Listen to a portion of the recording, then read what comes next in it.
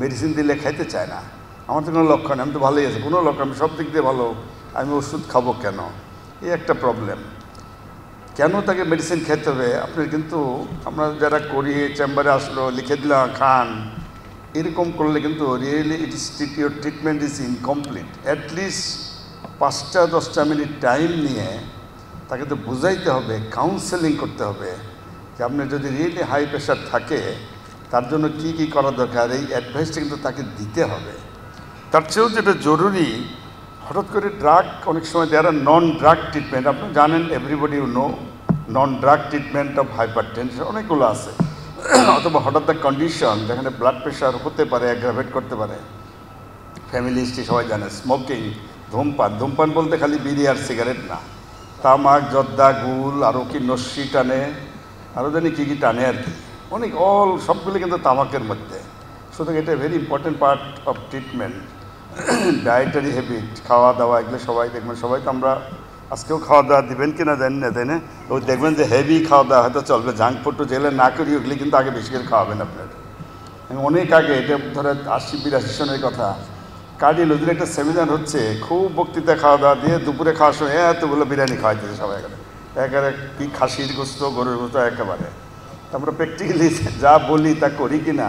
সুতরাং রুগীকে বুঝাইতে হয় smoking, diet habit, overweight, physical activity তো নাই, আমাদেরই কারো নাই, অনেকেরই তো নাই। একতলা হেঁটে উঠতে চায় না, লিফট ছাড়া নামে না, লিফট ছাড়া চলে না, সামান্য রাস্তা হেঁটে গেলে চলে, রিক্সা ছাড়া চলে, এখন তো গাড়ি, উঠতেও গাড়ি, নামতেও গাড়ি, ফিজিক্যাল অ্যাক্টিভিটি তো নাই, বাচ্চাদের তো আরও নাই। সুতরাং এই পয়েন্টগুলো কিন্তু আপনাদের খেয়াল রাখতে হবে। all the precipitating factors, smoking, weight, diet, physical activity, sedentary life, এগুলো টেনশন, অ্যাংজাইটি, ডিপ্রেশন, অনেক কিছু এর মধ্যে জড়িত থাকবে আর কি।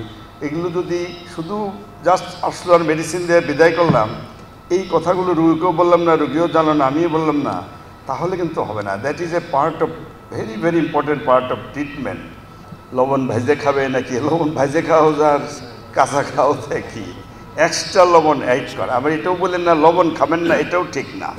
লবণ না খায় মানুষ বাঁচবে নাকি? তরকারিতে লবণ ছাড়া কেউ চলে?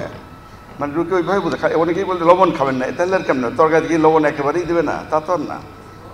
ব্লাড প্রেশার বাড়লেই তেঁতুল খায়, তেঁতুল গুলে খায়, টক গুলে খায়, মনে করে এটাই হয়। আমি মাঝে মাঝে রুগীদের ঠাট্টা করে বলি যে তেঁতুল দিয়ে যদি চিকিৎসা হয় তাহলে আমাদের ডাক্তারিও পড়াশোনা করা না, এত কষ্ট করে পড়ে আর লাভে, খালি তেঁতুল গাছ সব লাগাইতে বলতাম।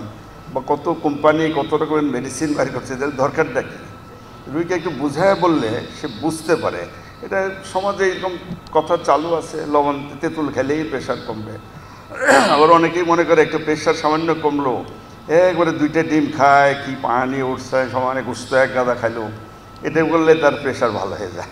এইটাও একটা মিসনোমার আর কি। সুতরাং এই পয়েন্টগুলো আপনাদের খেয়াল রাখতে হবে।